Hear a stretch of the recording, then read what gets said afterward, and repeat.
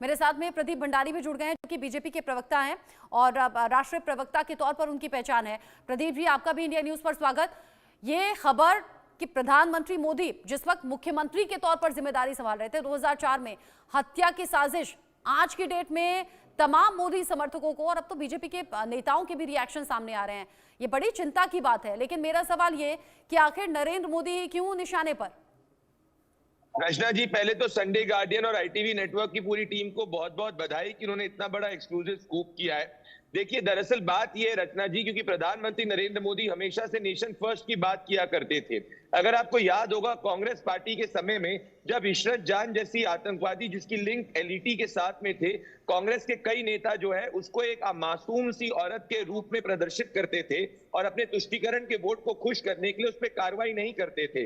अब जब Sunday Guardian की स्टोरी ये रिवील कर रही है कि तौर राना जो 26/11 का मास्टरमाइंड था, वो भी इस पूरे के पूरे प्लॉट के पीछे हो सकता है, क्योंकि वो एलईटी के साथ में टच में था। अब सवाल ये उठता है कि जब यूपीए की सरकार 10 साल तक थी, ऐसी क्या विवशताएं थी कांग्रेस पार्टी की कि ना वो एलईटी के ऊपर एक्शन ले पाई, ना वो तौर राना को वापस लेकर पाई। इससे यही स्पष्ट होता है कि यूपीए की सरकार नेशनल सिक्योरिटी को कॉम्प्रोमाइज करती थी और ये हमने तमाम बार देखा है। 26/11 के बाद में भी जब सर्जिकल स्ट्राइक करनी थी, नहीं सर्जिकल स्ट्राइक करी।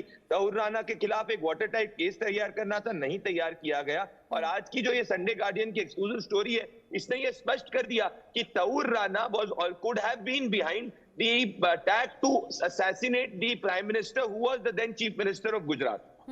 अच्छा, अभी ना इनके सूद सर भी जुड़े हुए थे। जो पूर्व रॉ अधिकारी हैं वो एक और खुलासा कर रहे हैं। वो ये कह रहे हैं कि हम तो चूंकि रॉ में थे, इस तरह की इंफॉर्मेशन सरकार तक पहुंचाते थे कि हाँ ऐसा खतरा है, लेकिन टाल दिया गया, इग्नोर की गई ये चीजें बजाय कि सुरक्षा देने के या इस बात का संज्ञान लेने के। ये तो और भी खुलासा हैरान कर रहा है उस वक्त यूपीए सरकार के लिए।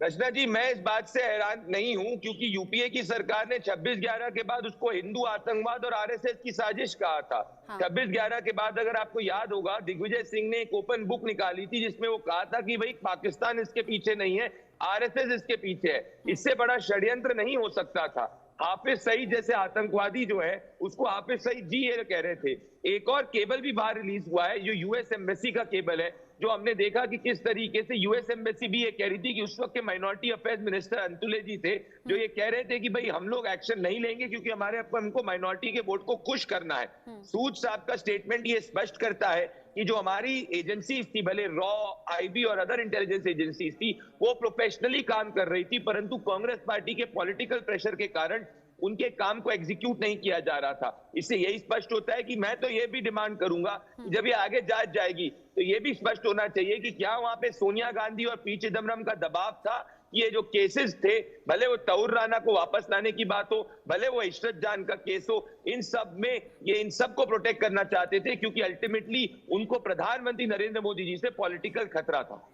अच्छा, इशरत जान के एनकाउंटर को लेकर तमाम तरह की राजनीति हमने देखी है और उसका जिक्र आपने भी किया। अच्छा, एनके सूद सर, चूंकि रॉ बहुत कॉन्फिडेंशियल तरीके से काम करता है, ये आप भी जानते हैं, हम भी जानते हैं प्रदीप जी।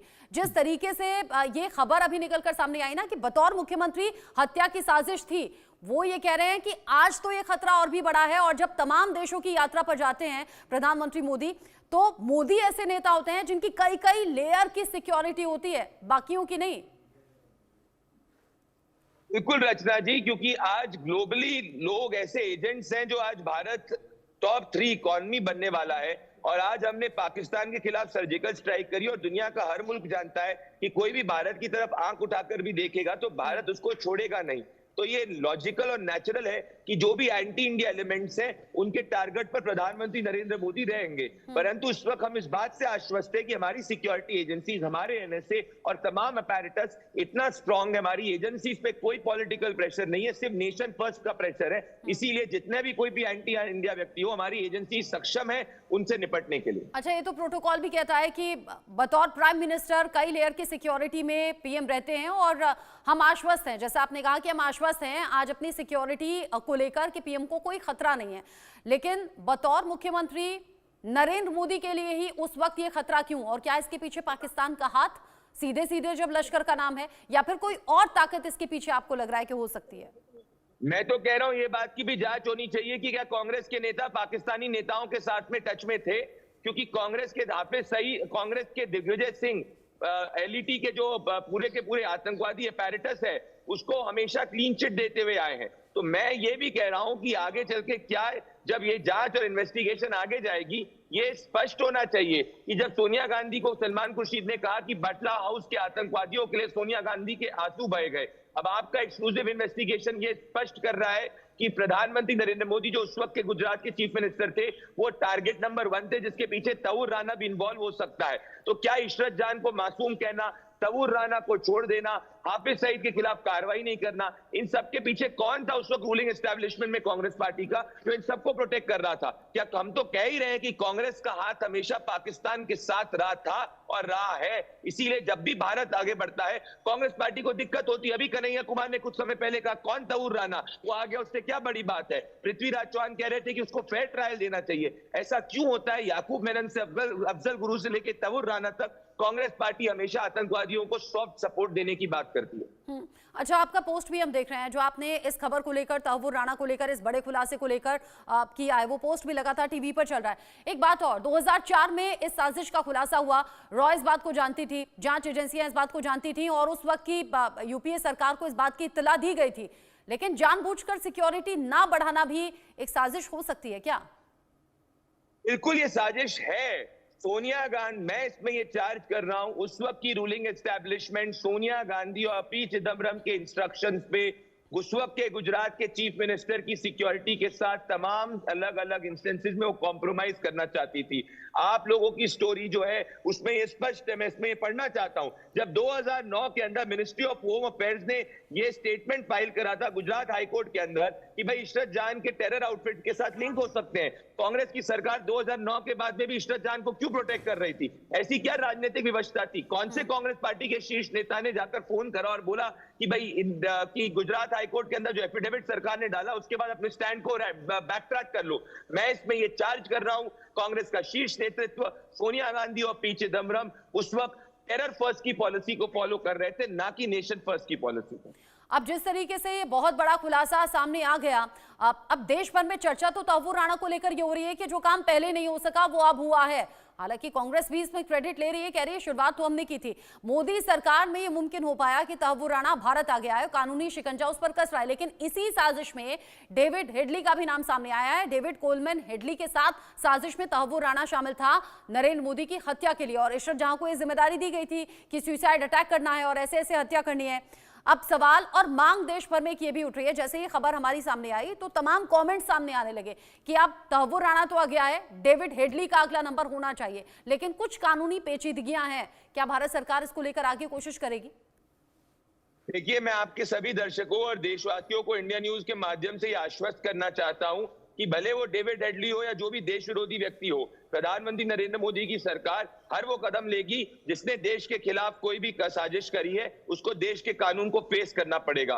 तो कांग्रेस पार्टी गलत क्रेडिट क्लेम कर रही है। अगर कांग्रेस पार्टी की नीति और नीयत साफ होती तो जब 2011 में यूएस के कोर्ट ने तहव्वुर राणा को बाइज्जत बरी कर दिया था, क्यों नहीं 12, 13, 14 के अंदर कांग्रेस पार्टी ने एक वापस से वाटर टाइट केस पर तैयार किया था और री एप्लीकेशन फाइल करी? क्यों नहीं डिप्लोमेटिक एक्सट्रेडिशन 2014 के पहले सीख किया गया? पहला डिप्लोमेटिक एक्सट्रेडिशन तो 2019 में सीख किया गया था। आज कांग्रेस पार्टी देश के सामने एक्सपोज हो चुकी है, क्योंकि देश देख चुका है कि अगर नेता की नीति देश हित की हो तो वो तहव्वुर राणा ग्लोबल आतंकवादी हो या कोई भी देश विरोधी व्यक्ति हो, उसको भारत के कानून के हिसाब से वापस ला सकता है और कानूनी रूप से उसको रूल ऑफ लॉ के हिसाब से सजा दिलवा सकता है। वहीं अगर नीति और नियत देश हित की नहीं हो, तुष्टीकरण की और आतंकियों को समर्थन करने की हो, तो सर्जिकल स्ट्राइक नहीं की जाती 26/11 के बाद में जो कांग्रेस पार्टी ने की थी। यानी मोदी सरकार में वो काम हुए जो इससे पहले ना कभी सोचे गए ना कभी किए गए। प्रदीप जी, आप रहिए मेरे साथ में। आप कह रहे हैं कांग्रेस सहानुभूति रखती है आतंकियों से और यही कांग्रेस के आज पतन का सबसे बड़ा रीजन भी बनता हुआ नजर आ रहा है। आप रहिए, इस पूरे मसले को लेकर कांग्रेस की तरफ से सुरेंद्र राजपूत ने क्या कहा, एक बार सुन लेते हैं। तहव्वुर राणा और डेविड कोलमैन हेडली ने नरेंद्र मोदी जी को मारने की कोशिश की, तो आज की डेट में तहव्वुर राणा हमारे कब्जे में है और डेविड हेडली को हमारे कब्जे में आना चाहिए। उसको वायदा माफ गवाह क्यों बनाया है नरेंद्र मोदी जी की सरकार ने, इसका भी प्रश्न उठाया जाना चाहिए। एनआईए को चाहिए कि हमारे देश के प्रधानमंत्री को मारने का प्लॉट अगर कोई रच रहा है तो उस साजिश का पूरा पर्दाफाश हो।